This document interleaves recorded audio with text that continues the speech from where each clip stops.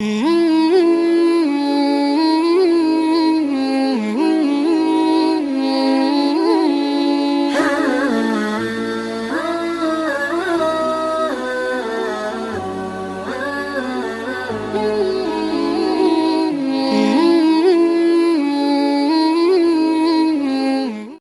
الرحمن الرحیم۔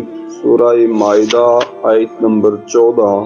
وَمِنَ الَّذِينَ قَالُوا إِنَّا نَصَارَىٰ، اور وہ جنہوں نے دعویٰ کیا کہ ہم نصارہ ہیں، أَخَذْنَا مِيثَاقَهُمْ، ہم نے ان سے عہد لیا، فَنَسُوا حَظًّا مِّمَّا ذُكِّرُوا بِهِ، تو وہ بلا بیٹھے بڑا حصہ ان نصیحتوں کا جو انہیں دی گئی، فَأَغْرَيْنَا بَيْنَهُمُ الْعَدَاوَةَ، ہم نے ان کے آپس میں دشمنی پیدا کر دی قیامت تک، دشمنی اور بغض۔ وَسَوْفَ يُنَبِّئُهُمُ اللَّهُ بِمَا كَانُوا يَصْنَعُونَ، اور عنقریب اللہ انہیں بتا دے گا جو کچھ وہ کرتے تھے۔ عیسائیوں کا یہاں پر ذکر ہے۔ عیسائیوں نے اپنے آپ کو کہا کہ ہم ہیں نصارہ، انہوں نے خود کہا کہ ہم ہیں نصارہ، اور مسلمان وہ خوش قسمت ہیں امام الانبیاء صلی اللہ علیہ وآلہ وسلم کی برکت سے کہ مسلمانوں نے اپنا نام خود نہیں رکھا بلکہ ان کا نام اللہ پاک نے رکھا ہے۔ ہوا سماکم المسلمین، اس نے تمہارا نام رکھا ہے مسلمان، یعنی اللہ پاک نے قرآن مجید میں یہ بیان بھی کیا ہے۔ عیسائیوں نے خود کہا جی ہم نصارہ ہیں۔ اب عیسائیوں کو نصارہ کیوں کہا جاتا ہے؟ یہاں تو اس وجہ سے کہ حضرت سیدنا عیسیٰ علیہ نبینا علیہ السلام نے فرمایا تھا کون میرا مددگار ہے؟ آگے سے جواب دیا آپ کے حواریین نے کہ ہم آپ کے مددگار ہیں، تو اس بنا پر نصارہ کہا جاتا ہے۔ یا یہ اس وجہ سے کہا جاتا ہے کہ ناصرہ یا نصوریہ ایک بستی تھی، یہاں پر حضرت عیسیٰ علیہ السلام تشریف لے کر گئے تھے، آپ کی والدہ لے کر گئی تھی، اس بنا پر ان کو نصارہ کہا جاتا ہے۔ حضرت عیسیٰ علیہ السلام اسکندر رومی کے 300 یا 304 سال بعد بیت اللحم میں پیدا ہوئے۔ بیت المقدس شریف سے 12 میل کے فاصلے پر ہے بیت اللحم، وہاں پر آپ پیدا ہوئے۔ تو حضرت سیدہ مریم ان کو مصر لے گئیں، 12 سال ہوئے تو پھر آپ کو شام کی بستی ناصرہ میں لائیں، تو ناصرہ کی وجہ سے ان کو نصارہ کہا جاتا۔ عیسائیوں کو یہ بھی ان کی وجہ تسمیہ یعنی نصارہ نام پڑھنے کی وجہ ہو سکتی ہے۔ اب انہوں نے کہا ہم نصارہ ہیں، تو ان کا اپنے آپ کو نصارہ کہنا یہ تھا زبانی کلامی، اور صرف زبانی دعویٰ کافی نہیں ہوتا۔ نصارہ بمعنی مددگار، کہ ہم مددگار ہیں حضرت عیسیٰ علیہ السلام کے، ان کا یہ زبانی دعویٰ تھا، عملاً انہوں نے اللہ کے دین کی یا اللہ پاک کے حکم کی کوئی مدد نہیں کی ہے، صرف زبانی کلامی یہ دعویٰ تھا۔ تو اب ان کی یہاں پر مذمت بیان کی گئی۔ زبانی کلامی بڑا سونا نام ہے، بڑا اچھا نام ہے، اللہ کے دین کے مددگار یا حضرت عیسیٰ علیہ السلام کے مددگار نصارہ، بہت اچھا نام ہے، لیکن فقط نام ہے، عمل نہ ہو تو اس خالی نام نوم کا کوئی فائدہ نہیں ہے۔ لفظ بہت پیارا ہے، غلام رسول، رسول اللہ صلی اللہ علیہ وآلہ وسلم کا غلام، غلام صحابہ، غلام اہل بیت، بہت ہی پیارا لفظ ہے، لیکن خالی زبانی کلامی ہو، جس طرح نصارہ اپنا نام رکھنے میں، زبانی کلامی رکھنے میں کچھ فائدہ نہیں، اسی طرح اپنا نام فقط زبانی کلامی رسول اللہ کا غلام رکھنے میں کچھ فائدہ نہیں۔ عملاً اظہار ہونا چاہیے کہ میں رسول اللہ صلی اللہ علیہ وآلہ وسلم کا غلام ہوں۔ جو غلامی کے تقاضے ہیں وہ تقاضے حاصل کرنے کی کوشش کرنی چاہیے، اور ان تقاضوں میں سب سے بنیادی تقاضا یہ ہے کہ رسول اللہ صلی اللہ علیہ وآلہ وسلم نے جن چیزوں کو فرض قرار دیا ہے ان کو ادا کیا جائے۔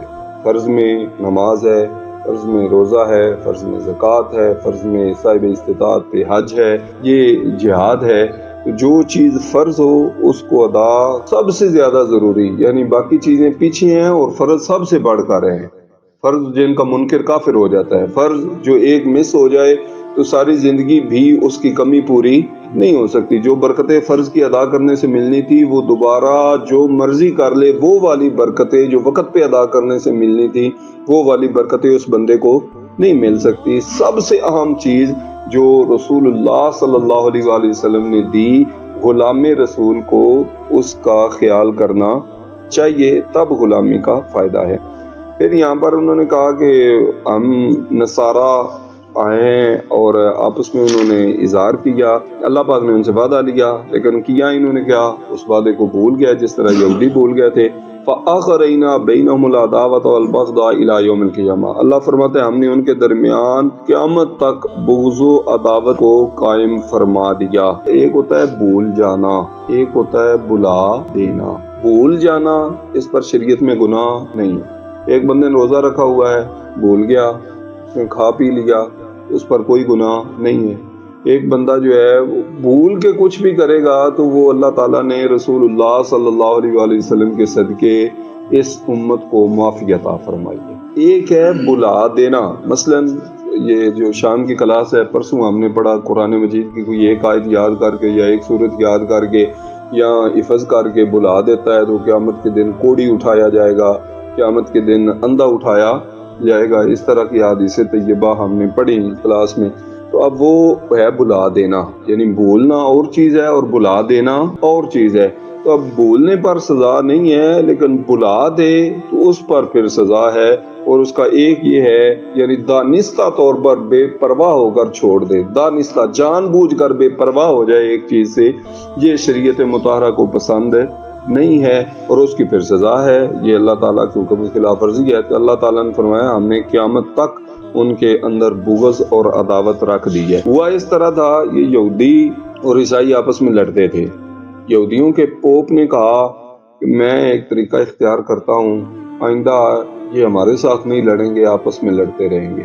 اس نے اپنی آنکھ ایک ختم کر لی، پھوڑ دی خود اپنی آنکھ۔ کانا ہو کر وہ عیسائیوں کے پاس گیا، اس کیا تمہیں پتہ ہے میں تمہارا بہت بڑا دشمن تھا اور میں پوپ تھا، تمہارے ساتھ لڑائی میں آگے آگے لوگوں کو بھڑکاتا تھا، لیکن ایک رات میں سویا ہوا تھا، حضرت عیسیٰ علیہ السلام میری خواب میں آئے اور انہوں نے مجھے حق بتایا اور ساتھ مجھے انہوں نے تماچا مارا جس کی وجہ سے میری یہ آنکھ ختم ہو گئی ہے۔ تو انہوں نے مجھے کچھ نصیحتیں کی، کچھ تعلیم دی، وہ تعلیم اب میں تمہیں سکھاؤں گا۔ تو میں نے ان کے ہاتھ پر توبہ کر لی ہے، اب میں عیسائی بن گیا ہوں، تو اب میں نے تمہیں وہ علوم سکھاؤں گا۔ وہ اس کے معتقد ہو گئے، وہ چوبارے میں بیٹھا کرتا، نیچے عیسائی جمع ہو جاتے۔ تو اس نے ایک بار اپنا اثر و رسوخ خوب بنایا۔ جب اثر و رسوخ خوب بن گیا، اس نے پھر آہستہ آہستہ بد عقیدے ان کے خراب کرنے شروع کر دیے۔ اس نے کہا جی یہ تمہاری عبادت کا قبلہ جو ہے وہ مشرق ہے، کیونکہ اس سے سورج چاند ستارے طلوع ہوتے ہیں، لہذا مشرق تم قبلہ بنا لو۔ عیسائیوں نے ادھر منہ کر کے نماز پڑھنی اپنی شروع کر دی۔ پھر اس نے کہا اس طرح کی باتیں اس نے وقتاً فوقتاً کہنا شروع کر دی، اور وہ غلط بات کیا کہ اس پہ اتنی وہ کرتا تھا باتیں کہ لوگ سمجھتے تھے یہ بالکل ٹھیک بات کر رہا ہے، لوگ اس کے گرویدہ ہو جاتے تھے۔ پھر اس نے کہا کہ میرا وقت تھوڑا ہے، مجھ سے سیکھ لو کچھ۔ اس نے 4-5 بڑے بڑے عیسائیوں کے پادری چنے، ایک پادری کو اس نے بلا کر کہا جو خاص علم ہے وہ میں تجھے ہی دینے لگا ہوں، کسی اور کو میں وہ علم نہیں دیتا، تو وہ دل میں بٹھا لو کہ یہ ہر کام اللہ کرتا ہے۔ یہ جو حضرت عیسیٰ علیہ السلام مردوں کو زندہ کرتے تھے، یہ شفا دیتے تھے، یہ سارے کام تو اللہ کرتا ہے۔ تو حضرت عیسیٰ بظاہر حضرت عیسیٰ تھے، حقیقتاً میں اللہ تھے، لہذا تم یہ سیکھ لو خاص بات کہ معاذ اللہ حضرت عیسیٰ اللہ تھے، بندے نہیں تھے، معاذ اللہ۔ دوسرے پادری کو اس نے بلایا تو اس نے کہا یہ خاص علم تجھے دینے لگا ہوں۔ ہر انسان باپ سے پیدا ہوتا ہے، کوئی بن باپ بھی پیدا ہو سکتا ہے، تو عیسیٰ جو ہیں وہ بن باپ پیدا ہوئے، تو اصل میں ان کا باپ معاذ اللہ اللہ ہے۔ اس نے یہ بات ان کو کہی۔ پھر اس نے تیسرے پادری کو بلایا، اس کو کہا اتنا بڑا جہان ہے، ایک کس طرح چلا سکتا ہے؟ اصل میں اللہ 3 ہے، ایک حضرت عیسیٰ علیہ السلام ہے، ایک حضرت مریم کے بارے میں، اور ایک اللہ ہے، معاذ اللہ ثم معاذ اللہ، 3 خداؤں کا اس نے عقیدہ دیا، اور پھر وہ راتوں رات غائب ہو گیا۔ تو عیسائیوں نے سمجھا کہ حضرت عیسیٰ علیہ السلام نے اپنے پاس اس کو بلا لیا ہے، کچھ دن وہ سوگ شوگ مناتے رہے۔ پھر ہر ایک نے کہا کہ میں اس کا پولس کا میں صحیح ترجمان ہوں، مجھے اس نے خاص علم دیے ہیں۔ اس نے اپنا شروع کر دیا، دوسرے نے کہا مجھے خاص علم دیے ہیں، اس نے اپنا ایک نے وہ ایک خدا والا، ایک نے 3 خداؤں والا معاذ اللہ، اور ایک نے وہ دوسرا جو اس نے کہا تھا کہ وہ خود خدا تھے۔ یہ اس طرح کا سلسلہ، باپ حضرت عیسیٰ علیہ السلام کا معاذ اللہ اللہ تھا، اس طرح کی باتیں شروع کر دی، اور پھر وہ نستوریہ، یعقوبیہ، ملکانیہ وہ فرقے بن گئے، اور اس طرح وہ سلسلہ قیامت تک وہ جاری رہے گا۔ اس آیت سے پہلا پتہ کیا چلا کہ امت محمدیہ خوش نصیب ہے کہ اللہ تعالیٰ نے ان کا نام خود مسلمان رکھا ہے۔ اور دوسرا فائدہ کیا پتہ چلا کہ خالی نام رکھنے سے فائدہ نہیں ہوتا، نام کے ساتھ ساتھ عمل بھی ہونا چاہیے۔ انہوں نے اپنے آپ کو نصارہ کہا، تو صرف نصارہ کہنے سے بات نہیں بنتی، صرف غلام رسول کہنے سے بات نہیں بنتی، جو تقاضے ہیں اس پر عمل کرنا چاہیے۔ تیسرا فائدہ یہ ہوا کہ غیر اللہ سے مدد لینا شرک نہیں، یہ جائز ہے۔ اللہ تعالیٰ کے علاوہ سے مدد لینا یہ جائز ہے کہ حضرت عیسیٰ علیہ السلام نے فرمایا کون ہے میرا مددگار؟ تو آگے سے حواریین جو آپ کے تھے انہوں نے کہا جی ہم ہیں آپ کے مددگار، یہ انہوں نے مدد مانگی۔ اس کا مطلب یہ ہے کہ اللہ تعالیٰ کے علاوہ سے مدد مانگنا یہ شرک نہیں ہے۔ پھر اس سے یہ بھی پتہ چلا کہ اپنے نام کی لاج رکھنی چاہیے۔ عالم ہے تو اس کو اپنے علم کی لاج رکھنی چاہیے، سید ہے تو اس کو اپنے سید ہونے کی لاج رکھنی چاہیے، کسی کا والد نیک ہے تو اس کو اپنے والد کے نام کی لاج رکھنی چاہیے، کسی کو اللہ پاک نے حفظ قرآن کی دولت دی ہے تو اس کو حفظ قرآن کی لاج رکھنی چاہیے، مسلمان ہے تو مسلمان ہونے کے حوالے سے جو ہے اس کی ہمیں لاج رکھنی چاہیے، وغیرہ وغیرہ وغیرہ، جتنا اس کو آگے آپ علاتے چلے جائیں۔ پھر یہ ہے کہ بد عقیدگی اور بد عملی کی سزا دنیا میں بھی ملتی ہے۔ دنیا میں کیا ملتی ہے؟ دشمنی اور عداوت، اور مرنے کے بعد بھی ملے گی۔ یہ سلسلہ جاری ساری رہے گا۔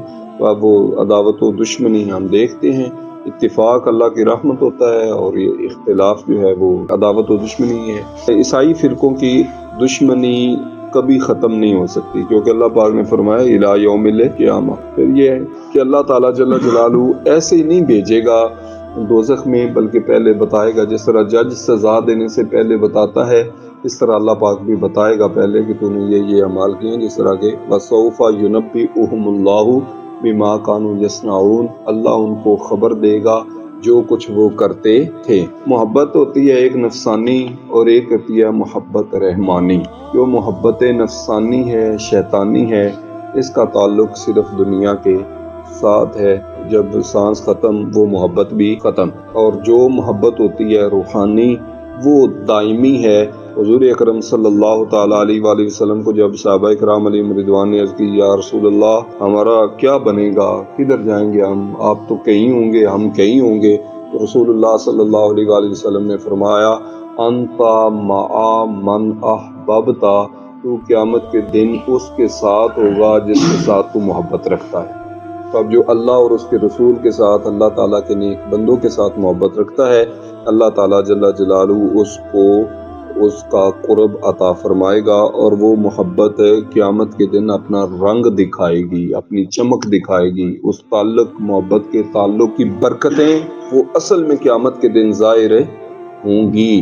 جو محبت رکھتا تھا اللہ تعالیٰ کے نیک بندوں سے، رسول عالم صلی اللہ علیہ وآلہ وسلم سے، وہ انشاءاللہ العزیز نکھر کے سامنے آ جائے گی۔ اس محبت کی اللہ پاک جو ہے وہ لاج رکھنا کہہ لیں، یا اس محبت پر برکتیں دینا، وہ تعلق ختم نہیں ہوگا، اس تعلق کو اللہ تعالیٰ جل جلالہ برکتیں عطا فرمائے گا۔